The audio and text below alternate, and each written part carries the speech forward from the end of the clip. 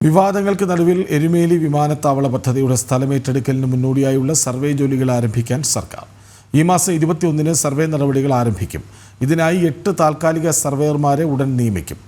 ഭൂമിയുടെ അവകാശ തർക്കവും സ്ഥലമേറ്റെടുക്കുന്നവരുടെ ആശങ്കയും നിലനിൽക്കുന്ന സാഹചര്യത്തിലാണ് സർക്കാരിന്റെ നീക്കം. എരുമേലി വിമാനത്താവള പദ്ധതിക്ക് വേണ്ടി പിണറായി സർക്കാർ കോടികൾ ചെലവഴിച്ച് ആദ്യം നടത്തിയ ശ്രമങ്ങളെല്ലാം പാഴായതോടെയാണ് തിരക്കിട്ട പുതിയ നീക്കം. എങ്ങനെയും പദ്ധതി നടപ്പാക്കണമെന്ന പിണറായി വിജയന്റെ കർശന നിർദ്ദേശത്തിന്റെ അടിസ്ഥാനത്തിലാണ് ഫയൽ വീണ്ടും നീങ്ങുന്നത്. ഉടൻ തന്നെ സ്ഥലം ഏറ്റെടുക്കൽ ആരംഭിക്കും. ഇതിന് മുന്നോടിയായി സർവേ ജോലികൾ ഈ മാസം 21-ന് ആരംഭിക്കും. 8 സർവേയർമാരെ ഉടൻ നിയമിക്കും. എന്നാൽ നഷ്ടപരിഹാരം സംബന്ധിച്ച അവ്യക്തത ഇപ്പോഴും നിലനിൽക്കുകയാണ്. ഇതോടെ സ്ഥലം വിട്ടു നൽകുന്നവർ കടുത്ത രോഷത്തിലാണ്. ഇതിനെയൊന്നും മുഖവിലക്കെടുക്കാതെ മുന്നോട്ട് പോകാനാണ് സർക്കാർ നൽകുന്ന നിർദ്ദേശം.